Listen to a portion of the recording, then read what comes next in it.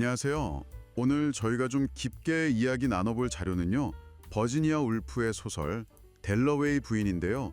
그중에서도 그는 아무런 느낌이 없었다. 이 문장이랑요. 이걸 또 재미있게 풀어낸 유튜브 영상 브라이언 북클럽 내용을 같이 볼 거예요. 아, 네. 그 구절이 참 흥미롭죠. 네.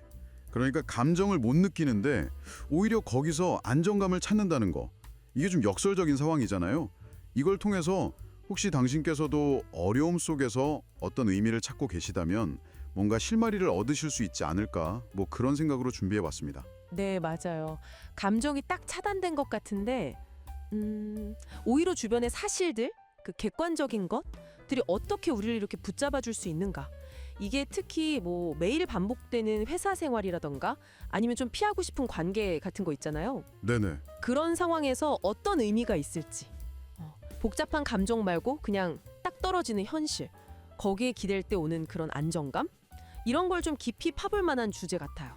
그럼 소설 속 장면부터 한번 같이 떠올려 볼까요?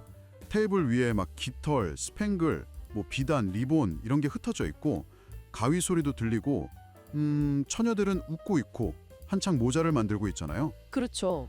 되게 생동감 넘치는 장면이죠. 그런데 주인공은 속으로 그러나 무엇인가가 결여되어 있었다. 그는 아무런 느낌이 없었다.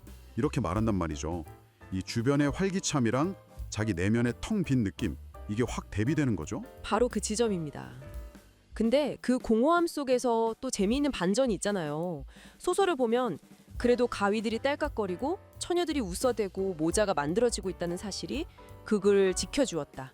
거기서는 안심할 수 있었고 피신처를 얻은 듯했다. 이렇게 덧붙여요. 아, 맞아요. 그 부분. 객관적인 사실 자체가 일종의 피난처. 영화 원문 표현대로라면 refuge가 되는 거죠. 인연이죠. 네.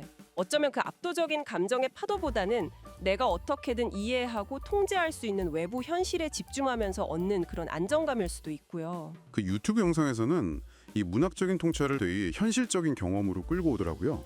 사실이 그를 지켜주나요? 깍 이렇게 묻는데 네, 사실이 그를 지켜줍니다. 이렇게 단호하게 답하는 게 좀 인상 깊었어요. 네, 저도 그거 봤어요. 심지어는 좀 귀찮고 피하고 싶은 사람들 있잖아요. 그런 불편한 사실들이 오히려 자기를 지켜줬다. 뭐 이런 이야기까지 하더라고요. 아, 그 고백.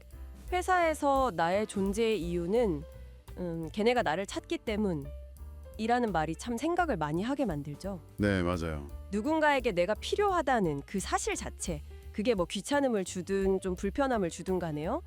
역설적으로는 그게 내 존재 이유가 되고 어떤 심리적인 닷 같은 역할을 할 수 있다는 거예요. 닷이요? 네, 그 필요성이라는 외부의 사실이 주는 뭐랄까 좀 기묘한 안정감인 거죠. 어떻게 들으면 좀 씁쓸하게 느껴질 수도 있는데 근데 또 생각해보면 되게 현실적인 이야기 같기도 하고요. 비슷한 맥락에서 또 다른 경험담도 나왔잖아요. 남들이 좀 꺼리는 힘든 일, 예를 들면 클레임 처리 같은 거요. 아, 네네, 클레임 처리. 그런 걸 맡아서 하면서 오히려 자기만의 가치를 만들었다는 거. 그 경험담이 바로 어려운 사실을 피하는 대신에 딱 마주했을 때 얻게 되는 성장에 대한 이야기죠. 남들이 하기 어려운 거, 좀 귀찮은 거, 이걸 처리할 수 있는 나만의 어떤 노하우, 또 나만의 인내, 이게 결국 나를 지켜주는 거고 나를 안심하게 해주는 거네요. 딱 이 말이잖아요. 맞아요. 그 말이었어요. 그러니까 어려운 업무라는 그 객관적인 사실을 통해서 숙련도를 쌓고 그 능력 자체가 나를 보호하는 방패가 되고 또 안정감의 원천이 되는 그런 구조인 거죠. 그 영상에서 신입 시절에 뭐 개인 무역상처럼 일하면서 결국 인정받았다는 이야기도 비슷한 맥락이고요. 듣고 보니 그렇네요. 그럼 혹시 그 원문의 표현 자체 He could not feel 이 표현에도 우리가 그냥 지나치기 쉬운 더 깊은 의미가 같은 게 있을까요? 아, 좋은 질문이세요. 영상에서도 그 부분을 되게 흥미롭게 다루더라고요. He could not feel을 그냥 느낌이 없었다 이렇게 번역하는 것보다 그는 느낄 수조차 없었다 이렇게 해석하면요. 이게 단순한 감정 부재를 넘어서 어떤 능력의 상실, 내면의 어떤 고장 이런 식으로 의미가 확 깊어지거든요. 아, 능력의 상실. 네, 그리고 또 something failed him 이 구절도요.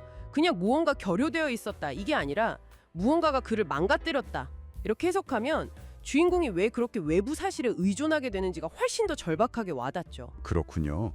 번역의 미미한 차이가 해석을 정말 풍부하게 만드네요. 네, 이런 작은 차이가 주인공의 내면 상태, 그리고 그가 현실에서 어떻게든 피난처를 찾으려는 그 방식에 대한 이해를 훨씬 더 깊게 만들어주는 거죠. 오늘 저희가 델러웨이 부인의 한 구절이랑 또 관련된 이야기들을 쭉 나눠봤는데요.